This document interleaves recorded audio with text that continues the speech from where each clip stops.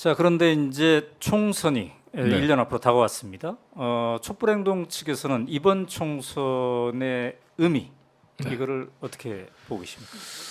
그 선거는 현상 타파적인 성격보다 현상 유지적 성격이 강해요. 네네. 근데 한편에서는 이제 윤석열 정권에 대한 퇴진 요구나 심판이나 규탄이나 또는 타도나 이런 거 현상 타파적인 거잖아요. 네네. 선거 국면에 딱 열리면 이 에너지가 열로 빨아들여갈 가능성이 굉장히 높아요. 네네. 그래서 저희들은 그 부분에 대해서 이렇게 판단을 합니다. 이런 현상 타파적인 에너지가 총선 국면을 만들어야 된다. 안 그러면은 총선에서 선거 구도에 기득권이 작동할 수가 있다. 네. 당장에 보면은 지난번에 국회에서 전원 회의를 하면서 선거 구조에 대한 논의가 많이 나왔지만 네. 별다른 진전이 없었잖아요. 이건 이제 말하자면 현재 기득권을 누리고 있는 양당의 독식 구조 자체의 변화의 네. 조짐이 별로 없다라는 느낌을 갖게 되거든요. 근데 대표성 못지않게 비례성을 강화하는 건 굉장히 중요한 문제잖아요. 네네. 이런 비례성을 강화하기 위한 장치나 방법이 뭔가를 만들어내지 않으면은 선거 제도라고 하는 것은 기존의 특권 동맹의 이해관계를 확대 재산하는 그런 출구가 돼버려요. 네. 그러면은 별로 의미가 없잖아요. 그래서 민주당의 경우에서도 보면은 지난 대선의 과정에서는 다당제 얘기를 했다가 지금 쑥 들어가고 있단 말이죠. 다당제는 향후에는 어떻게 생각을 할 수 있느냐 하면은 민주당이 독자적인 집권을 못한다 하더라도 네. 진보와 개혁의 생각을 갖고 있는 정치 세력과 손을 잡고 연립정부까지 생각할 수도 있어야 된단 말이죠. 그런 이 정치 실험과 성장 과정을 거쳐야만 남북 통일의 과정에서도 네. 굉장히 중요한 정치 미를 만들어낼 수가 있어요. 근데 우리가 네. 그런 경험이 굉장히 부족하기 때문에 그래서 그러한 대표성 못지않게 비례성을 강화하는 네. 그러한 이 정치적 선출 구조를 만들어내는 것이 매우 중요하다. 그것이 바로 현상 타파적인 그런 운동과 결합돼야 된다. 그렇지 않으면은 어떻게 되느냐면 결국에는 이미 그러한 법적 기득권을 쥐고 있는 세력들이 담합해서 네. 선거제도를 만들어 버리게 된다면 참 이게 앞으로 정치 발전은 난망하죠. 그래서 이런 점들도 우리가 주목을 해서 네네. 풀어가야 된다고 봅니다. 네. 이제 개인적으로는 이래요, 사실은. 그래서 네. 총선 전에 네. 윤석열 정권 이렇게 퇴진시키고 총선하고 대선하고 함께 했으면 좋겠어요. 총선과 대선을 함께 했으면 좋겠다. 예. 예. 그 개인적인 바람이 네. 실현 가능할 가능성이 어떨 것 같습니까? 어떻게 생각하세요? 우리 둘만 혹시 맘만 먹으면 되지 않을까요? 아, 제가 진행자로서는 말을 아껴야 되기 때문에 예. 충분히 그럴 수도 있겠구나라는 생각을 하시는군요. 예. 그랬으면 좋겠습니다. 그리고 그렇게 하면 임기 문제도 깨끗이 해결되고 한 번에 선거를 하니까는 그것도 네. 의미가 있을 것이고 그래서 네. 완전히 역사적으로 누적되었던 적폐를 청산할 수 있는 대계기가 되지 않을까. 네. 그리고 그 선거는 거대한 축제가 되지 않을까 이렇게 기대를 해봅니다. 네.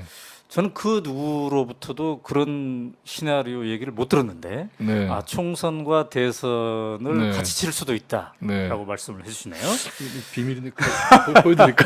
네, 김민웅 상임대표님이 마음속에 꼭꼭 숨겨놓았던 말씀을 숨겨놓은 건 아니고요. 네. 제가 네. 이따금 얘기를 합니다. 그래서 네. 정말 그런 판을 만들 정도의 각오를 해야만 이게 이미 기득권을 누리고 있는 그러한 정치 구조를 타파할 수 없다. 네. 그리고 정말 총선과 대선이 아우러지는 그러한 전제 조건을 우리가 만들어낼 수 있다고 한다면 네. 어마어마한 사건이 되겠죠. 네. 자, 이제 우리가 이제 슬슬 마무리를 해야 되는 그런 네. 시간이 아니, 오늘 하루 종일 되었는데요. 하기로 하죠. 네. 제가 네. 이제 지난 대통령 선거 직후에 네.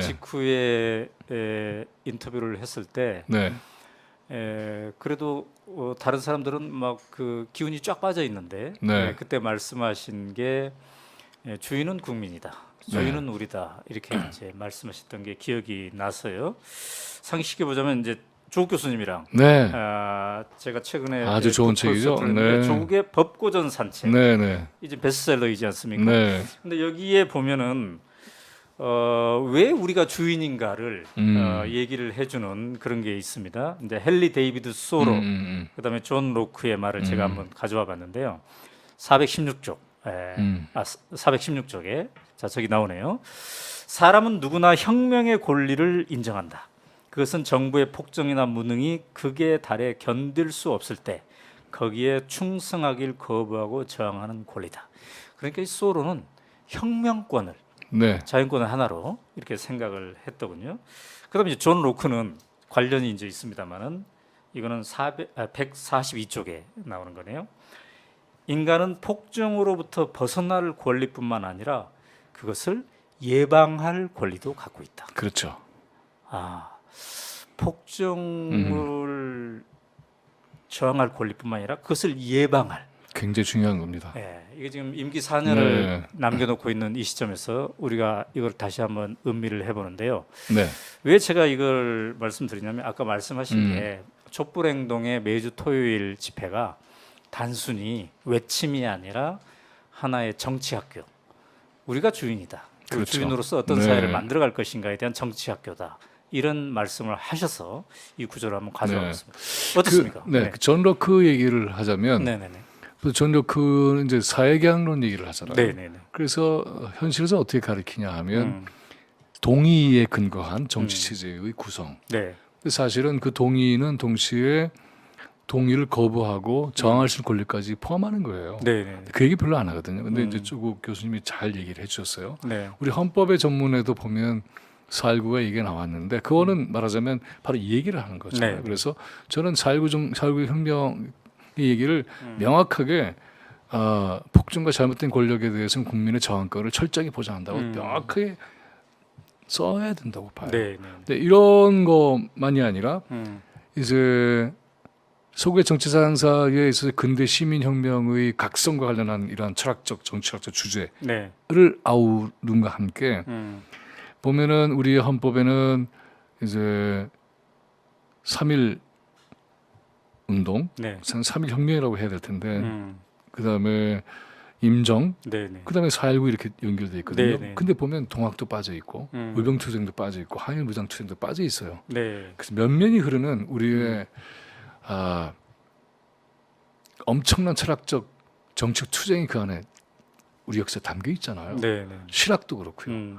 그리고 단군의 주제 얼마나 놀라운 겁니까? 네. 문명 최고의 단계에서 나올 수 있는 그러한 주장이에요. 인류를 위해서 자기를 나눌 수 있는 홍익 인간. 이거는 네. 보통 수준이 아닙니다. 모든 그렇죠. 거의 모든 이 건국설화를 보면은 정복설화예요. 근데 우리는 인류와 함께 사는 이런 공동체를 지향했죠. 네. 그리고 우리 안에 음. 하나님이 있다, 하늘이 있다. 네. 이렇게 생각하고 서로 존중하고 이것을 지켜내기 위한 역사의 투쟁 그리고 숭고한 헌신 네. 이런 것들도 함께 발견해야 될 거라고 봅니다. 네. 촛불행동은 그러한 철학적 또 우리의 근현대사 속에서의 흐름을 자양분으로 삼고 있습니다. 네. 그래서 실학이 쟁투했던 그러한 사상적인 힘 이걸 이어받은 개화, 근대화 투쟁, 네. 동학 그 이후에 항일 민족 투쟁 그 오늘 이르기까지 네.